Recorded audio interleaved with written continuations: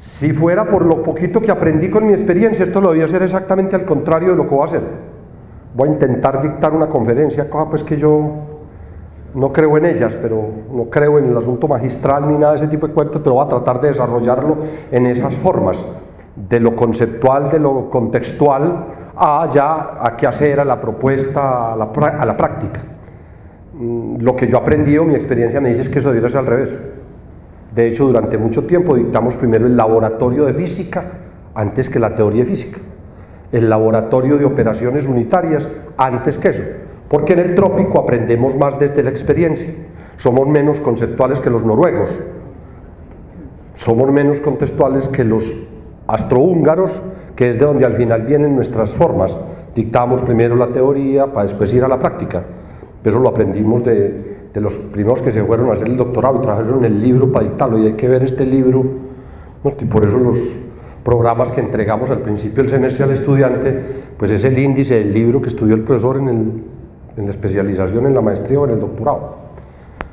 Pero lo voy a hacer así, pues voy a intentar ver si me muevo en esa. Entonces no voy a emplear estas dos. Le voy a hablar, para no perder mucha eficiencia, a las personas en su aula. Y cuando me refiero al aula, hablo de ese concepto donde el profesor tiene posibilidad de actuar o de incidir en las decisiones que el estudiante tome. Llámese virtual o real, eso de R y B es real o virtual, o por los mecanismos que él tenga. A eso estoy llamando el aula de clase, a donde él tiene una influencia alta de poder incidir en las decisiones que el estudiante tome, porque para mí el centro es el estudiante y el malo es el profesor, ¿muerto? El malo, el diablo, el perverso, el culpable, ¿muerto? El que hay que satanizar, el que hay que chuzar, el que hay que ponerle el tábano. Lo estoy diciendo de una manera pues muy paisa, pero... Y voy a tratar de trabajar un asunto, es los profesores, o en este asunto tiene que haber un cambio. Voy a trabajar solo el cambio individual. ¿Qué puede hacer el profesor? Solo él con su asignatura o con los 2 o 3 compañeros, ¿no? Tú con Muñoz, él conmigo en seminarios, ¿no? Los 2 o 3 que podamos hacer algo. Porque aquí hay una representación del querer didáctico y pedagógico de la universidad, ¿no? No me extraña que aquí no haya INO 15, me parece que hay como muchos ya, ¿no? Lo máximo que yo llegué a tener del 89 al 2009 fueron 38. Esa vez un vicerrector aquí los definió como los corazones valientes y llegamos a ver 38, pero hubo épocas estériles de que éramos solo 3 y no más. César Chávez, Jorge García y Gabriel Uribe, y pare contar. Pero bueno, le voy a hablar solo a los profesores. Segundo, hablamos mucho de pedagógico, y en mi propuesta final dice: cuando hagamos preguntas sobre este asunto de cómo mediar, cómo liderar, cómo gestionar, pongámosle nombres distintos, con los estudiantes el conocimiento para el aprendizaje, pues hay un cuerpo axiológico, hay un cuerpo de conocimientos que se dedica a eso que es la pedagogía, el objeto del conocimiento de la pedagogía. Entonces arrimémonos a él. Yo, después de ver muchos modelos y de estudiarme muchos, me encanta este de mi profesora Elvia María González, colombiana, de allí en la Universidad de Antioquia, que hizo doctorado y postdoctorados en Cuba, que modificó algunas estructuras en la Universidad de Antioquia, que trabaja con nosotros los mestizos de aquí, que ha trabajado mucho, es la que montó el primer doctorado en pedagogía. Tuvo que salir de la Antioquia para ir a montarlo a Medellín. Lo tiene en la Medellín. Ese construido por ella en sus estudios durante muchos años, pues el que a mí me gusta. Que al final, ¿qué saco para hoy? Y me perdona, doctor de arquitectura, hoy me voy a centrar en el asunto de que la formación tiene 3 elementos básicos: uno educativo, social, puramente pues de los valores, de que debemos formar personas autónomas, personas demócratas, personas solidarias, ¿no? Que es una orden que nos da la sociedad. Aquí están pues nuestros contenidos, que les debemos enseñar conceptos, leyes, pues o sea, hay que enseñarles una serie de cosas a esa gente, para eso se matriculan en construcción, en derecho o en ingeniería química. Y aquí está pues el famoso cuento desarrollador o de competencias, ¿cierto? Que son como los 3 elementos básicos por este lado en el que vamos a dedicar hoy. El asunto de la creación más que de la innovación, ese no va a ser hoy y usted me excusa. Ahora, ¿cómo estamos? Entonces aquí vengo yo en una contextualización. Yo lo que supongo es que en esos 3 elementos básicos de la formación estamos mal y que tenemos que hacer cosas, o que hay muchas cosas que no están bien, que podrían estar mejor, digámoslo de la manera como queramos. En lo instruccional, en los contenidos, estamos muy bien. Las universidades se montaron desde el siglo XII para contenidos. Todo lo que hemos hecho es sobre contenidos. Usted coge un programa, todo lo que hay escrito, los formatos de la universidad están para los contenidos que hay que ver, cuáles son los temas, cuáles son los capítulos, con qué bibliografía. Sobre eso estaba montada la universidad. En este cuento de lo educativo, pues cada vez decimos que estamos como regularcito, de la mitad para abajo. Formamos, por acción de ejemplo, corruptos. Muchacho no se matricula en el tiempo que es y le decimos por dónde se escapa para que se matricule. Y el muchacho llega y dice, mata al abuelito 2 veces, ¿cierto? Y 2 veces le cambiamos las reglas del juego. Las reglas del juego que le entregamos el primer día de clase, el profesor se las modifica y enseguida dice que es que él es muy flexible. Y confunde la flexibilidad, la capacidad que un estudiante tiene para escoger caminos, con enseñarle corrupción.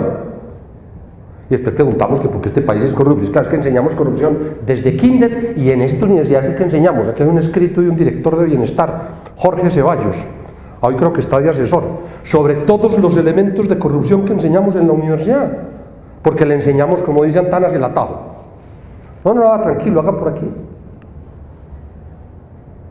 Y el atajo es que ni siquiera nuestros derechos como estudiante universitario los exigimos. Entonces no le exigimos a un profesor que haga un examen supletorio, porque yo estoy enfermo o estoy enferma. No, porque es que el profesor enseguida utiliza el método que él sabe. El examen supletorio es 3 veces de más nivel de dificultad, porque él nunca lo entrega previamente los 2, el normal y el supletorio, sino que el supletorio lo hace para que no lo gane nadie, para que nadie más le va a volver a pedir supletorio. No, nadie. Entonces usted presenta el examen enfermo. Y en lo desarrollador en capacidades yo pongo todo este espectro, porque hay de todo como en botica. Hay muchas carreras, muchos programas, muchas universidades, en muchos sitios específicos, muy posiblemente poco a nivel general de universidades o de facultades, donde en eso de las competencias no estamos tan bien. En algunas están mejor que en otras. O sea, las personas, los estudiantes o los egresados, los sacamos con algunas competencias. De hecho, pues salen con competencias, pero en eso pues no estamos tan bien. Y ahí están en rojo los problemas de los trabajos que yo he leído de esta universidad y de muchas otras universidades, aún en el mundo entero. Hay hasta un libro que es el benchmarking universitario en el mundo, de un comparativo nuestro de cómo se administra y cómo son los egresados nuestros. El libro Naranjao, eso fue durante un tiempo aquí muy famoso, hace por ahí unos 15 años, y muestra pues dónde están los problemas. Esos pues los quejamos todos y todos los dicen, los estudiantes salimos de aquí sin ser sistémicos, no manejamos los problemas complejos, no trabajamos la interdisciplinar, somos malos en gestión de proyectos, no hacemos buen nivel, no sabemos solucionar problemas, tenemos problemas, aquí voy a cambiar la palabra, problemas en la comunicación verbal escrita y gráfica, no voy a decir simbólica, ¿no? Tenemos, o sea, ahí están los problemas. Estos rojos, los de competencias, aquí están los problemas de lo educativo. La gente es poco solidaria, no es tolerante, eso pues nos atraviesan el carro y matamos 4. Bueno, ahí están pues los problemas. Y en azul yo tengo 2 problemas adicionales pues que salen en todos esos estudios, entonces los pongo ahí. Tenemos un problema con la segunda lengua y tenemos un problema de eficiencia universitaria. Aquí entran 100 y en ingeniería se gradúan 40. una irresponsabilidad social, ¿cierto?, de ineficiencia vista como ingeniería. ¿Cuánto vale un estudiante de la Nacional por semestre? Más o menos. ¿Cuánto? ¿Cuánto vale un estudiante de la Universidad Nacional por semestre? ¿Cuánto vale? O sea, vale entre 15 y 20 millones de pesos.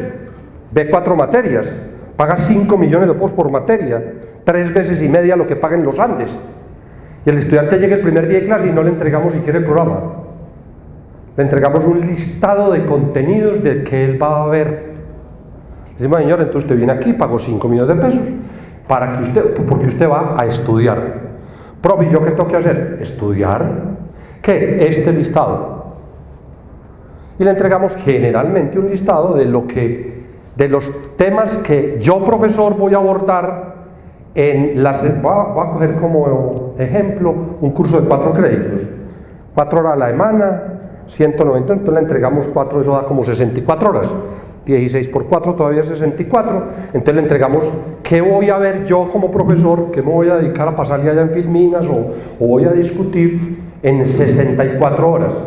De las otras casi nadie le dice nada.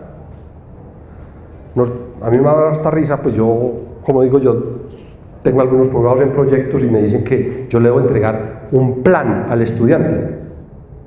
Entonces cuando me dicen plan, yo me entiendo que le tengo que entregar una serie de actividades que él va a desarrollar descritas en el tiempo. Si le puedo decir cuáles son prerequisitos una y otra, pues se lo doy. Y si quiere se lo hago en Gano, se lo muestro en Perro, se lo muestro, no, pues yo veré cómo lo muestro. Pero lo menos le debo actividades. Y yo todas las veces que miro programas que le entregan al estudiante, le entregan temas.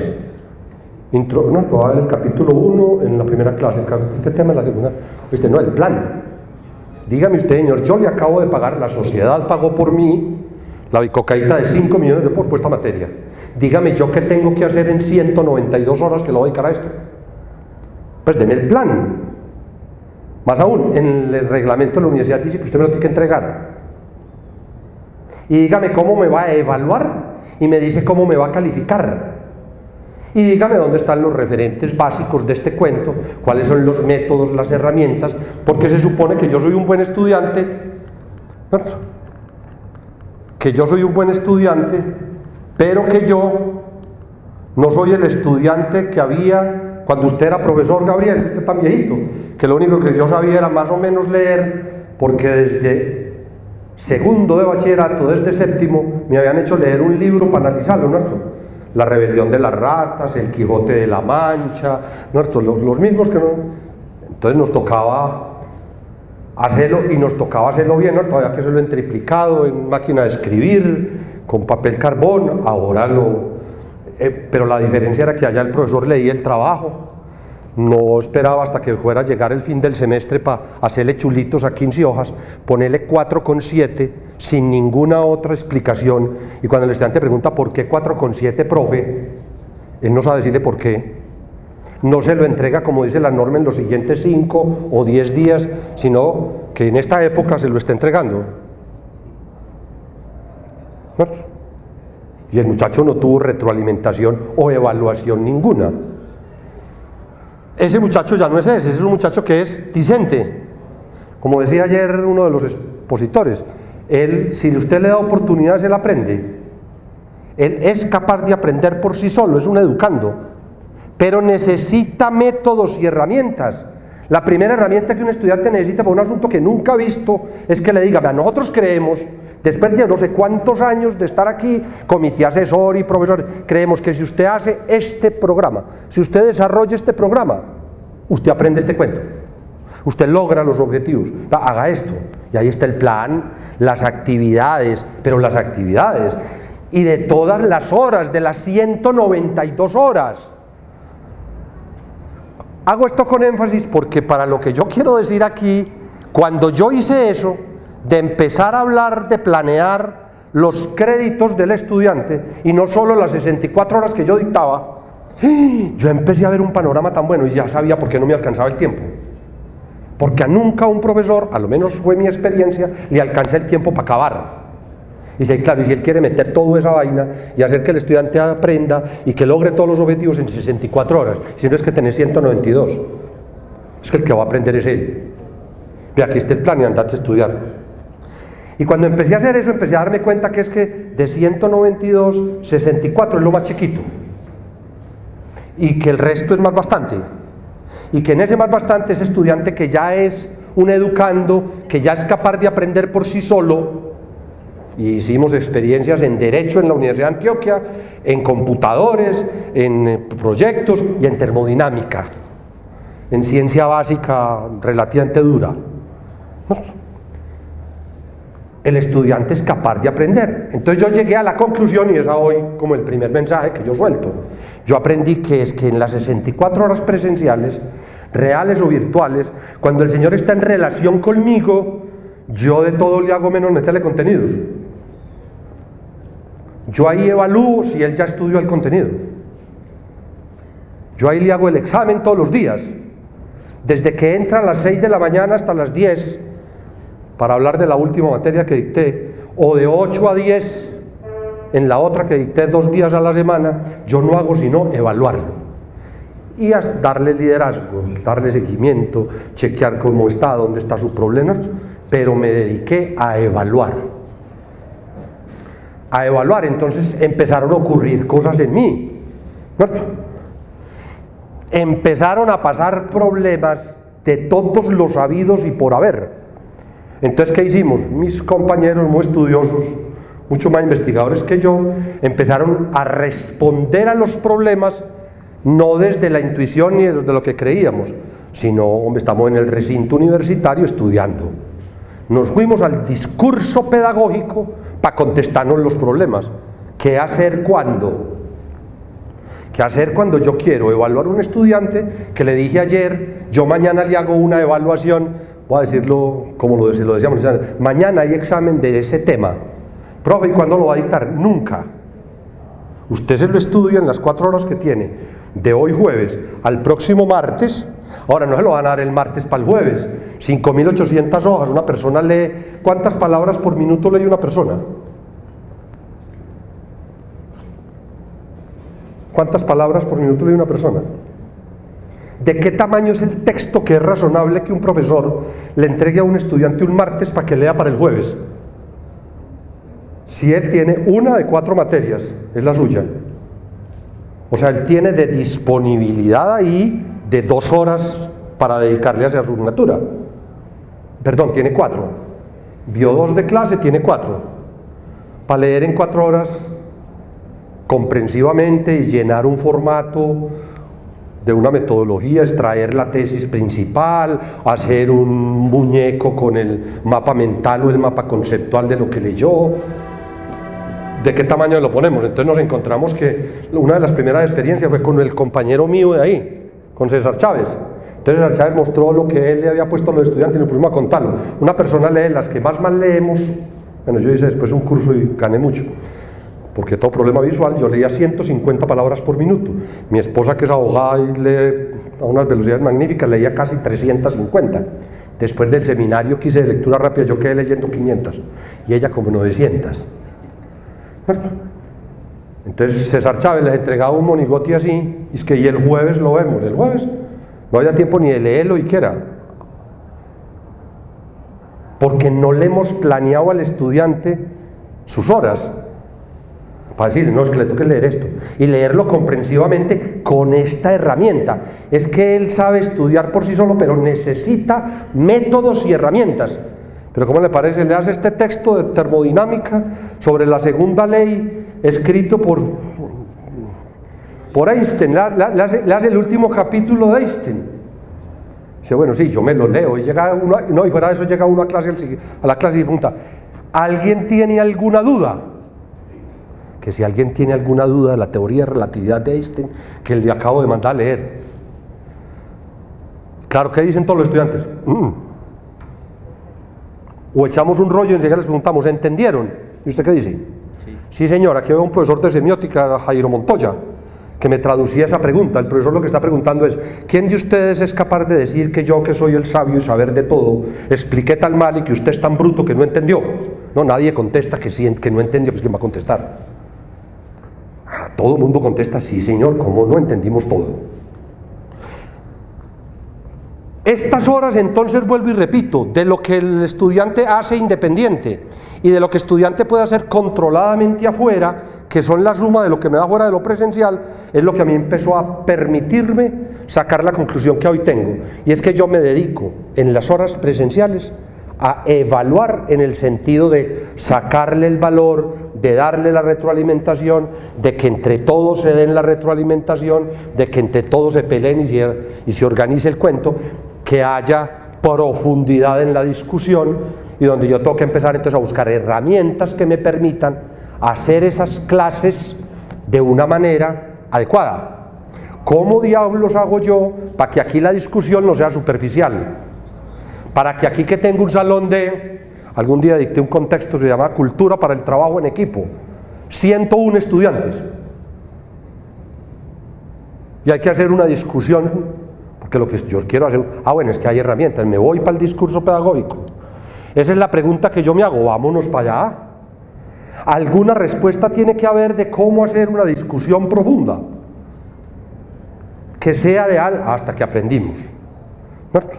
Entonces hay un asunto que se llama indagación crítico-creativa, ¿cierto? Inventada y discutida y hecha, que tiene unos pasos, tiene unas formas, ha sido divulgada, ha sido comprobada, ¿cierto? Y uno la trae, la criolliza, la pone aquí, la organiza, la lleva un semestre, 2 semestres, 3 semestres, 12 semestres, ¿cierto? Hasta que eso va uno adquiriendo la capacidad de ser capaz de aplicar una didáctica de ese tipo, y le permite que el discurso del estudiante no sea superfluo, no sea elemental, no sea de donde viene del mar del bachillerato, queremos concentrarlo, pero ese muchacho es sobrado, es mucho mejor que todos nosotros. Yo fui premio de bachillerato y fui a los bachilleres Coltejer, pero los estudiantes, los hijos míos me llevan pero kilómetros. Yo sí soy un completo antagónico a los que creemos que el problema está en el estudiante. Entonces esa es la segunda reflexión. La primera es, si empiezan a cumplir el deber ciudadano como profesores, de entregarle al estudiante la planeación de todo el tiempo, yo les recomiendo que las horas presenciales las dediquen a evaluar y a liderar. Que el estudiante con seguridad es capaz por fuera de estudiarse los contenidos. Lo hace. Si yo se los exijo con profundidad, si no voy pues a exigírselo superfluamente, y él ilumina, corta y pega, llega y hace la primera presentación, presenta la primera diapositiva del Callejón del Vago de agotareas.com, y el profesor se queda muerto de la risa y le pone 4,2. No, llegamos hasta el punto en que la primera diapositiva que tenía que presentar era la bibliografía. ¿Dónde estuvo y usted cómo llegó a esos referentes? Porque yo no voy a consumir tiempo si los referentes suyos en el sagrado recinto del conocimiento que es la universidad es el Rincón del Vago. Si el Rincón del Vago pasa el otro trabajo, usted no trabaja. Pero eso lo aprenden ellos al segundo semestre de usted cumplir esas normas que las tenía usted claras desde el principio. Ellos se adaptan, llegan a las 6 de la mañana y no a las 6:15. Se adaptan a que el grupo de trabajo, cuando uno hace equipos, la nota que saque es la que saque el que menos saque. Entonces el estudiante bueno le toca enseñarle a los malos, y los pilosos tienen que empezar a mover al otro, no hacerle la tarea, a nivelar al otro, porque es que el grupo saca lo que saque el que menos saque. Pero sepa que en la mitad del semestre cambio los equipos. ¿Y cómo así? Sí, los buenos de todos los equipos los voy a sacar y van un grupo de los buenos, y todos los grupos los voy a dejar sin buenos. No, profe, no, sí, es que eso es lo que pasa en la vida real. El día que necesitan un gerente en una empresa, van y sacan el bueno de aquella sucursal y se los llevan para jefe, ¿o no? Y entonces les dicen a los de ese grupo, los de esa oficina, entonces a partir de hoy los resultados de ustedes podrán ser mediocres, porque nos les llevamos el bueno. No, se fue el profesor para sabático, entonces dejamos de dictar 8 materias porque se fue el profesor para sabático. ¿O hay que seguir dictando todas las materias? Todas hay que dictarlas. Esas reglas del juego que hay que entregarlas, vuelvo y repito, esa planeación para mí es un presupuesto. Pero me he encontrado un problema, y es que cuando empezamos a hablar con los profesores sobre este asunto de mejorar y de cambiar, siempre aparecen asuntos de culpabilidad. siempre aparece como en dónde echar la energía. En vez de echar la energía para qué hacemos, qué contesta el discurso pedagógico para hacer, cómo organizamos esto para que nos funcione, el asunto no es que los grupos son muy grandes, es que dictarle clase a 100 eso es muy berraco. ¿Quién hace 3 parciales a 100 estudiantes? ¿Alguno de aquí le toca hacer 100 parciales para 100 estudiantes? 3 parciales. Y eso es muy fácil de hacer, hombre. Muy fácil de hacer. Más aún, se consume uno menos tiempo que hacer 3 parciales para un grupo de 20 estudiantes con las metodologías viejas. Si usted utiliza una metodología antigua, de traer aquí, filar 20 muchachos, entregarles el parcial y esperar 2 horas a que se lo entreguen, y usted dice para la casa a calificarlos, y traerlos y entregárselos a los muchachos, se gasta mucho más tiempo que hacerle una evaluación. Como hay nuevos modelos pedagógicos, hacérselo a 100. Se gasta menos tiempo usted como profesor. Con una ventaja, el estudiante aprende más. El estudiante aprende más. Si lo uso como un método de evaluación, para que ellos se retroalimenten y aprenden. Ahora vemos cómo. Pero no, ahí paramos, es que el grupo es grande, entonces ya no vemos nada. Ah, es que la universidad, es que a mí no me capacitan. El que más he oído es el que sigue. Es que los estudiantes. Yo recuerdo hace ya como 10 años me eché un discurso para los docentes de bachillerato, con aquella prepotencia que tiene la universidad, que es que nos falta mucho por hacer con los profesores de bachillerato y de primaria, nosotros los de aquí de la universidad. Me mandaron pues a que me echara un discurso para con unos trabajos que habíamos hecho en Bienestar, cuando trabajé en Bienestar, entonces me voy para Adidas a echar un discurso y el nombre es La única culpable, el útero de mi madre. Yo hablo con los profesores de doctorado y el problema está en esos profesores que les enseñan la modelación al final de su carrera entre el 9º y el 10º semestre.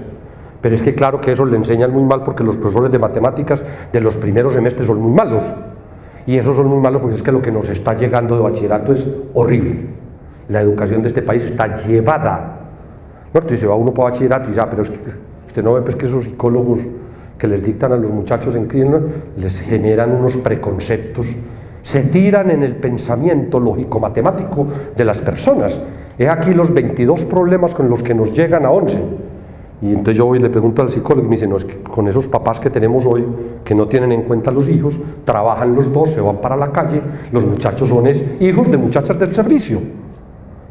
Ah, entonces que el útero de mi padre, de mi madre, el espermatozoide de mi padre, ¿dónde está pues el que va a hacer alguna cosa? Porque si sigo para abajo, llego al útero de mi madre, ¿no? Pues, o sea, hagamos alguna cosa.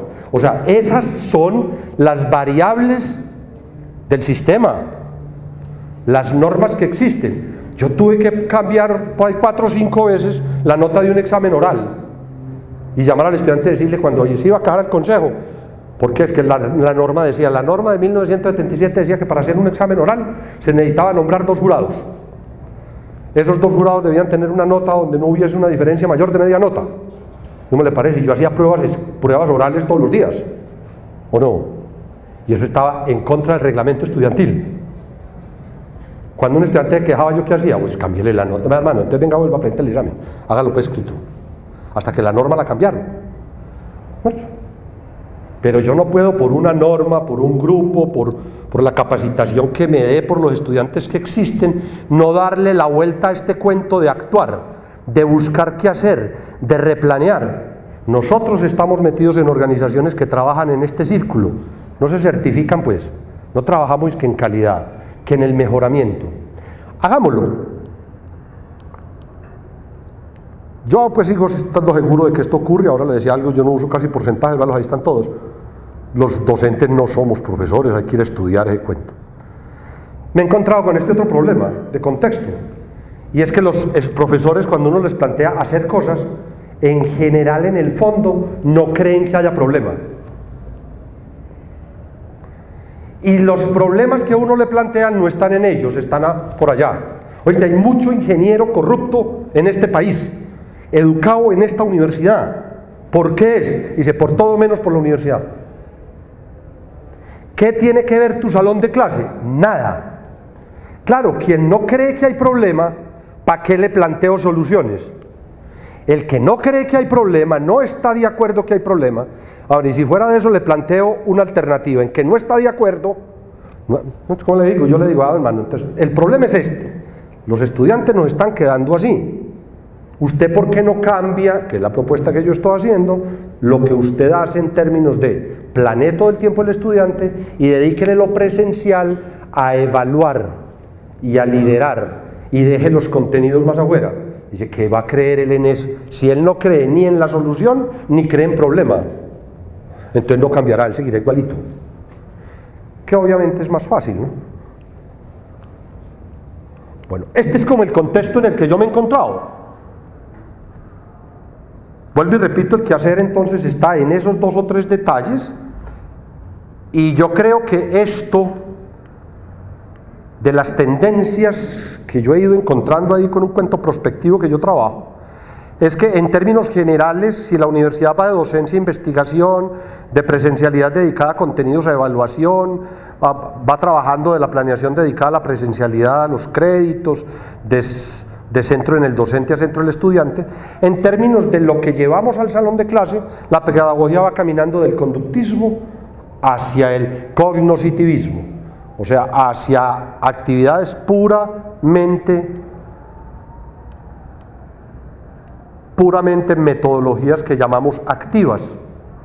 Yo las centro las mías mucho en lo que se denomina en pedagogía pues el constructivismo, en lo que ustedes han oído en estos 2 días a la lata, ¿no? Que basadas en proyectos, que basadas en problemas, la indagación crítica creativa, que el sistema de casos, que las simulaciones, que por oportunidades, que formación basada en la autonomía, que con flexibilidad, eso lo han oído. Entonces yo simplemente me voy a dedicar en estos últimos 2 pedacitos a hablar de estos 2 métodos. Voy a hablar de uno básicamente, voy a hablar de este.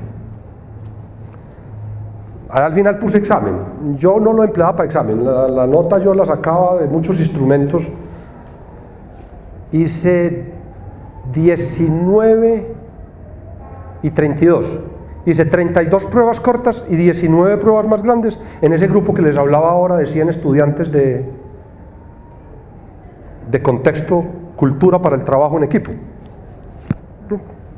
a 100. Pero de esas pues no, para calificar no cogí sino 3. Una de ellas la hice con ese sistema, un sistema de evaluación en circuito. ¿Cómo hacer un examen parcial bien bueno para 100 estudiantes? Acuérdense en que yo durante las clases no dicto contenidos, entonces tengo todo el tiempo el mundo. Entonces yo llego a las 6 de la mañana y le entrego a los estudiantes el examen, y voy a poner el examen típico, ¿no? Entonces un examen típico como es 4 puntos, ¿o no? 4 puntos, o 3, 4, eso es lo típico. Entonces 4 problemas, 4 puntos, conceptuales o teóricos, como cada uno lo quiere, imagínenselo cada uno en su área. 4 puntos, el 1, el 2, el 3 y el 4. El estudiante se sienta allí y yo me siento como un policía individual. Anónimo o no, o sea, el estudiante puede firmar su examen o tener una clave para que después nadie sepa, no sé sino yo, cuál es el examen de él. Lo puedo hacer de las 2 maneras, con Norma Lucía Botero, una profesora a la que le hicimos este seguimiento por muchísimos años, lo hicimos de todas las maneras. Supongan que el examen pues está o no firmado arriba. Y va transcurriendo el tiempo, ese tiempo yo supongo que en 1 hora el muchacho puede resolver ese examen. ¿Nuestro? A los 45 minutos o 50 minutos yo le digo a todos los estudiantes que por favor se junten en grupos, pero que su examen individual lo deberán seguir llenando. Y les entrego una hoja especial para que llenen el resultado del examen grupal. ¿Grupos de cuánto? Listo. Cuando uno se arrima a la pedagogía, le dicen a uno, le hablan acerca de eso. Yo conclusiones de eso no tengo, sino 2. La primera, no pongan grupos de 2. Eso está escrito en la literatura pedagógica, que es lo peor que hay. Por eso los matrimonios se acaban tan rápido. Porque no hay sino un solo canal de comunicación, que si se rompe, no lo resuelve nadie. Hay que tener un tercero. La suegra, el hijo, el amante, cualquier cosa que resuelva el lío de la comunicación. Entonces, mínimo 3. Segunda conclusión que tengo de toda la experiencia de hacer grupos de trabajo es: Si el asunto es abstracto conceptual, los grupos deben ser pequeños. Si el asunto es disciplinar tecnológico de solución de problemas y proyectos, los de ingeniería de sistemas ya resolvieron ese problema y deben ser 7 más o menos 2. De hecho, así se conforman en las organizaciones y en las empresas para resolver proyectos y problemas así se resuelven allá, los problemas son esos. ¿Cuántos son? Un arquitecto, 2 arquitectos, un constructor, 2 civiles. ¿Cuántos son un grupo para hacer una unidad? 7 más o menos 2, eso da. Yo diseñé una fábrica para allí de sanitarios y eso éramos 9. Entonces, cuando el asunto tiende a tecnológico, concreto, solución, proyectos, tiende a ser entre 7 más o menos 2, eso está en la literatura pedagógica. Los más conceptuales son 3, 4, 5. Hay muchos problemas a medida que se agranda el grupo. Yo oí algún ponente decía eso. Sí, claro, en el discurso pedagógico dice cómo bregar a resolver problemas. Gabriela Boada ayer tocaba algunos mecanismos para resolver algunos problemas. El hecho es que yo empiezo a hacer el examen y ya aquí lo que hay es, entonces yo armo grupos, voy a suponer que es de 5, ya me quedaron 20 grupos, ya no va a calificar sino 20 exámenes. Empezó el problema a resolver, ¿sí o no? Ya yo no voy a calificar sino 20, ni siquiera va a calificar 20 para que sepan. Y los estudiantes terminan de resolver ese examen. Salen a las 2 horas. ¿Les doy la solución o las soluciones del examen o no las doy? Es que no han acabado. Tengo enumerados los grupos del 1 al 20. A la salida les digo que en la fotocopiadora, así les decía yo en mi época cuando empecé con esto, ahora les digo, ahí el Moodle les dejo el examen. Y generalmente me doy al reto de entregarles al menos 2 soluciones por punto. Eso fue lo que hice en vacaciones, para eso no me dan pues 2 semanas de vacaciones para planear. Tengo que sacar examen a la lata y pruebas a la lata. Entonces tengo 2 soluciones. ¿Se las puedo dar o no dar? Depende del reto. Cuando el reto era el que presentaba la doctora Mónica esta mañana el reto es no ayudarles mucho, que ellos tengan el trabajo de ir a buscar, no les digo nada, no les contesto nada, ni después del examen. Termina todo este proceso y me preguntan, profe, al fin, ¿por qué se secan los alimentos en la nevera? Y la respuesta mía es no sé. Todavía a hoy me encuentro con profesora y me dice, con estudiante y me dice, profe, al fin que el carro se seca el vidrio para que uno no se mate cuando se empaña, ¿con qué se seca? ¿Con el aire acondicionado o con la calefacción? Y les contesto, no sé. Entonces, pero también hay momentos en los que quiero es que ellos miren otros caminos, otras maneras, otras metodologías de resolver el problema y les entrego las soluciones. Pero ojo, el examen que me entregue el equipo 1 se lo entrego al 2, el del 2 se lo entrego al 3, el del 3 al 4, el del 19 al 20 y el del 20 se lo entrego al 1. Y para la próxima clase me traen una hoja pegada de ese examen, ojo bien, una hoja pegada de ese examen. No vayan a escribirse en ese examen con lapicero rojo, porque ustedes no tienen la autoridad ni el poder constituido de un docente para un estudiante que un par, un compañero de él, le escribe encima de su examen con un lápiz rojo. Hemos visto que eso es como se sienten mal. No, él hace la retroalimentación en una hojita que pega detrás. Escribe las cosas que vio buenas y las malas. ¿Cierto? Y debajo pone una nota. Si según eso nosotros creemos que debe sacar 2,1 y llega a la otra clase, si llegan los estudiantes, se sientan en sus grupos y devuelvo los exámenes. El del 20 lo entrego al 19, o sea, se lo devuelvo a sus grupos. ¿Cierto? Ellos vuelvan a resolver el examen y me hacen el favor y se ponen una nota. ¿Cierto? Y me devuelven los exámenes. ¿Qué nota pongo? Si ese examen, si ese instrumento lo escojo para calificar y quiero que me sirva de calificación, pongo la nota, me llevo los 20 exámenes, me llevo los 100 exámenes, pongo lo que ellos me dijeron, califico yo, ¿qué hago? Lo que ellos dijeron. Nos dimos a la tarea Norma Lucía Botero y yo a calificar los 100 y a calificar los 20, por ahí 6 semestres, para demostrar que los estudiantes en general no se salían de la nota nuestra en mayor cosa, vea, de este tamaño. Si yo le ponía 3,1, los estudiantes se habían puesto entre 2,8 y 3,3. Si yo les ponía 4, se había sido entre 3,8 y 4,1. ¿Dónde aprenden más? Cuando yo me llevé los 100, los califiqué el fin de semana y se los devolví con o sin tachón alguno, o llenos de tachones y retroalimentaciones. Se los devolví a los 5 días bien, o se los devolví 3 meses después. Si él tuvo que hacer todas esas retroalimentaciones, si él tuvo que leer lo que dijo los 4 compañeros, si tuvo que leer, revolver a hacer el examen de él para poder ver la retroalimentación. Esta mañana, ¿quién era que le hacían la pregunta de 0 a 100 califique, de 0 a 100 se aprendieron más? Me provocaba contar esta experiencia porque, fuiste tú la de la pregunta. Bueno, entonces le digo, a mí me aprendían los estudiantes, cuando yo era un sobrado de profesor, porque yo tengo una voz fuerte, entonces yo dictaba clase, manos, tú hacía 4 exámenes, 20% yo me los llevaba para la casa, los calificaba, y me perdía el 68% de la gente. Mecánica de fluidos para ingenieros. ¿A usted le tocó, doctor, la mía? En la época en que yo dictaba aquí, magistral, parado, perdió el 68% de la gente.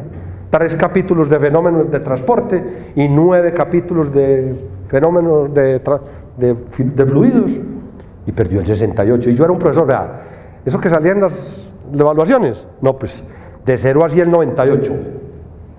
Cuando empecé a hacer todo esto, la 98 bajó como a 90. Porque aclara las dudas de que cuando le preguntan, no. Y si va y me daba que medio que sí, me enojaba conmigo.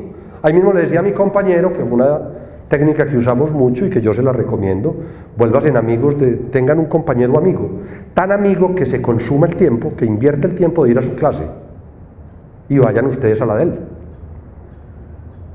para que se retroalimenten, para que tomen tinto hablando de lo que el otro hace en clase.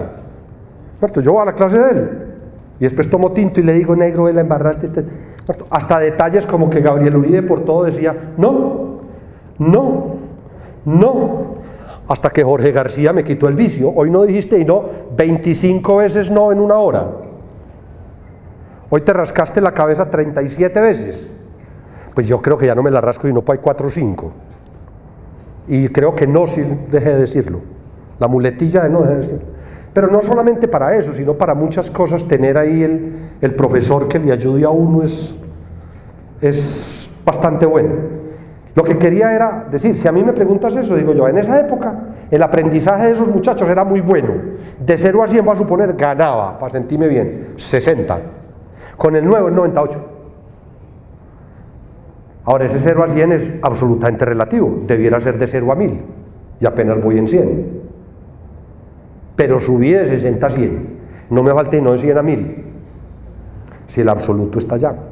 Pero es impresionante aún el amor, las ganas, lo que se les pierde el cuento de que los están calificando. No se les pierde a ellos se les olvida ese cuento de la nota. Si a uno no mete así el 35 y después el 65, 70. 65 todavía. Si uno no mete esas notas, más aún ellos las saben. Permanentemente ellos saben eso.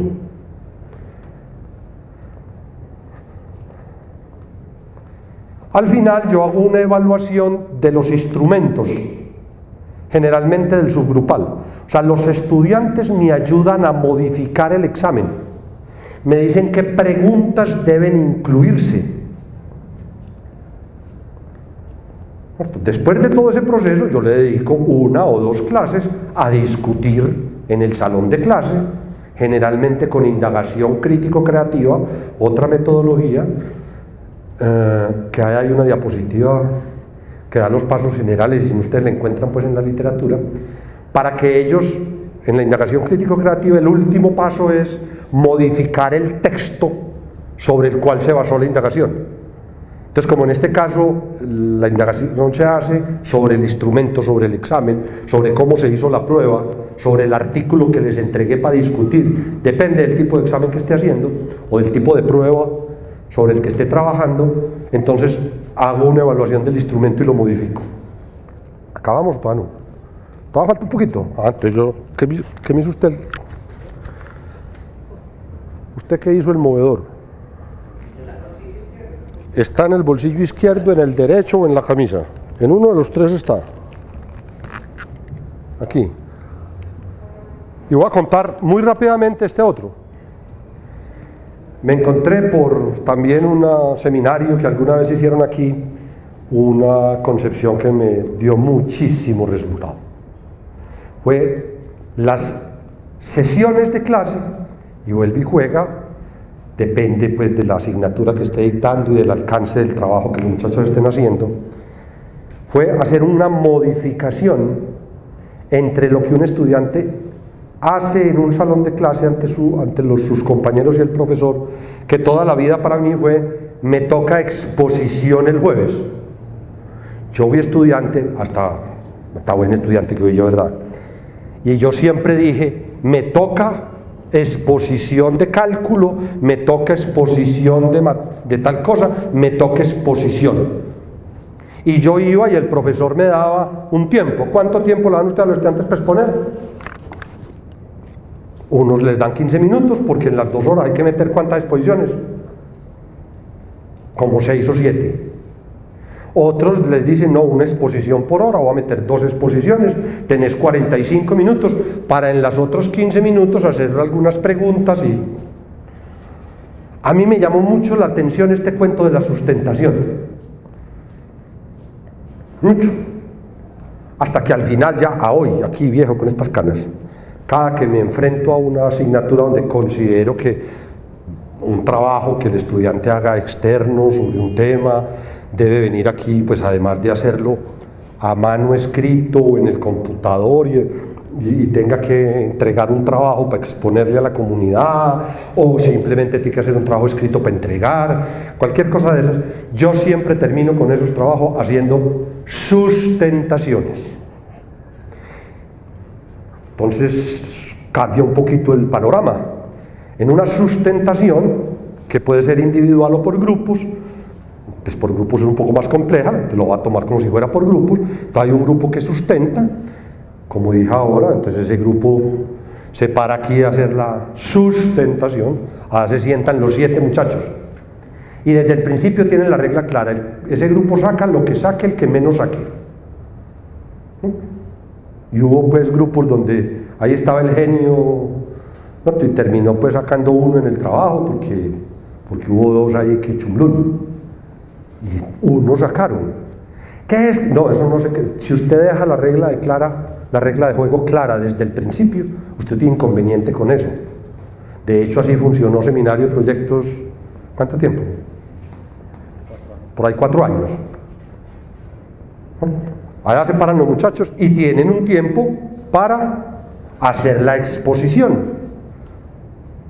Al final estábamos haciendo una cosa muy bonita en esta metodología, con 2, yo lo hacía con 1, 2, con 3 asignaturas, pues una de otro profesor y 2 mías, y es que los hacíamos hacer un video de entre 10 y 15 minutos sobre el taller de matemáticas que ellos estaban resolviendo y que iban a ir allá a sustentarlo. La triple integral la demostración o el proyecto de ingeniería de proyectos, porque eso nos lo encontramos en el discurso pedagógico. Hombre, no deje que la persona sustente allá, hágalos que ellos mismos ellos vean la sustentación que fueron capaces de construir, la exposición que fueron capaces de construir. Y los pusimos a hacer un video, hacen unas bellezas, hacen unas cosas horribles y hacen unas cosas muy bonitas. Entonces muchas veces lo que los poníamos era ya sentado aquí, y como eran 15 minutos, 12 minutos, ellos prendían su exposición y ellos presentaban la exposición de su proyecto. Siempre pues durante el semestre ese trabajo no puede presentarse una sola vez, porque me suena a calificación. Ahí mismo me suena a mí como si estuviéramos haciendo exámenes filtro para un examen para pasar a una empresa o para pasar a la universidad. Bueno, los exámenes de ese tipo son los que hace uno. El examen de admisión de la universidad, pasó o no pasó, si ha sido una vez, uno no tiene derecho a retroalimentarse. Todo proceso evaluativo dentro de una asignatura, si quiere ser evaluación, tiene que haber posibilidad de volver a mirar el cuento, porque si no, entonces ¿para qué me sirvió lo que me dijeron? Yo hice esto, este es mi producto, ahí está, vuélvamelo nada, dígame en qué tiene, por dónde debo mejorar, y me da posibilidad de que yo vaya a lo mejor y vuelva y se lo traiga o no, porque si no, entonces ¿para qué me dijo? que sí, vos sos, bueno, ahí tenés 2, pero si haces estas y las modificaciones, pero eso sí, ya tenés 2. Entonces yo siempre le decía a los profesores un chiste que me contó un profesor de la Antioquia: si así fuera, ninguno de nosotros tendría pase. ¿Cuánto sacamos en la primera clase de manejar carro? 1, y en la segunda 1, y en la tercera 1, y en la cuarta 1,5, y al final nos dieron pase porque en la última sacamos 3,1. No sacamos más tampoco, pues no vino a ver el tráfico y sacamos 3,1, pero nos dieron el pase. No le hace que hayamos sacado no sé cuántos unos para atrás. Hay derecho pues a ser cíclico el asunto. Cuando los estudiantes terminan sustentación, empieza un asunto que es muy bonito. Entre las reglas del juego está que la nota que sacan los estudiantes es por lo que aprendan los que están en el público. O sea, usted va a hacer esa exposición porque es parte de esta asignatura, y entonces el objetivo fundamental es que sus compañeros sepan de ese tema. Pero aquello de que yo cojo un grupo, ya esto les pongo, voy a poner un ejemplo concreto de lo que yo digo: ustedes hacen tamizado, ustedes molienda, ustedes secado, y al final del semestre estos señores saben mucho de tamizado, pero no tienen ni idea de los otros temas, porque ellos fueron a la sustentación a dormirse. Más aún, ¿quién le pregunta a un compañero, quién le hace preguntas fuertes, difíciles a un compañero después de que hace una exposición? ¿Le pego a la salida en la cafetería o no? ¿Sí o no? Le pego en la cafetería a la salida. Cuando usted le dice a los estudiantes que exponen, o sea, que sustentan, que ellos deben hacer un proceso que permita asegurar que sus compañeros van a aprender, porque la nota va a ser lo que ellos contesten a las preguntas del profesor al final. Al final de todo este paseo en la sustentación, Gabriel Uribe llegaba y volteaba y decía: ¿usted qué le entendió a la doctora Mónica esta tarde cuando habló acerca de su trabajo en fisiología animal? ¿Qué es un sistema? Sacaste 0, Mónica. Así de sencillo. ¿Es fácil o difícil el proceso para poder llegar al gran deleite de hacer aquí una reunión y que le tomen a uno una foto con un diploma de fisiología animal allá del seminario? ¿Ese proceso es fácil o es difícil? Es un proceso. ¿Fácil o difícil? Muy difícil, dijo la doctora Mónica. Eso no es tan fácil como cuentan. Tiene que aprender a amarrar vacas. Tiene que hasta aprender a amarrar vacas. O sea, usted saca ya según el objetivo, y el objetivo que usted tiene es que los que aquí sentados aprendan. No, hombre, eso cambia tanto como que al final, cuando los muchachos empiezan a decantar y a hacer cultura alrededor de esa asignatura y a decir que eso es así y que va a pasar, entonces los estudiantes, antes de la sustentación, le mandan las preguntas a sus compañeros por internet. Esas son las preguntas que ha hecho Gabriel Uribe en los últimos años, y aquí les mandamos las respuestas y nosotros las vamos a poner en el video. Cuando en el video aparezca la letra roja, ese caso me pasó, una letra A roja a la derecha, eso es muy importante, muchachos, no nos vayan a hacer poner una mala nota. Bueno, entonces eso se vuelve otra cosa. Cuando el objetivo es claro, el estudiante no viene ahí a recitar lo que iluminó, cortó y pegó, sino que él viene a intentar que otro que hay aquí sea capaz de discutir con él y sea capaz después de contestar las preguntas y de resolver los problemas que se le plantean, para lo cual se está estudiando el tema. El asunto cambia. Él se prepara para sustentar y no se prepara para exponer, se prepara para argumentar con un nivel intelectual de alto nivel. Es crítico, es capaz de ser analítico y despescuezar el asunto, analítico entendido como en el método científico, de dividir el cuento hasta que llega al final, y trata de abstraer ahí, pues es muy complicado. Yo no creo que eso haya sido fácil, no lo veo muy fácil, pero intentan sintetizar, no logran llegar a construir conocimiento. Yo eso en pregrado no lo logré, Bueno, y en maestría tampoco ve mucho, pues, pero lo que quiero decir es que es muy distinto cuando la regla del juego que se pone en un aula de clase para un estudiante es venga a sustentar, que cuando le digo venga exponga. Porque el profesor se la pasa diciendo expusiste bien, te está dando miedo, fíjate dónde te parás, cosas que también hay que decirle, pues, para generar pues una competencia comunicativa agradable, pero además de eso pues hay que decirle que escriba bien la diapositiva y que no escriba errores de ortografía, ¿no? Yo llevo a mi compañero Jorge García y él se encarga de encontrarlos todos.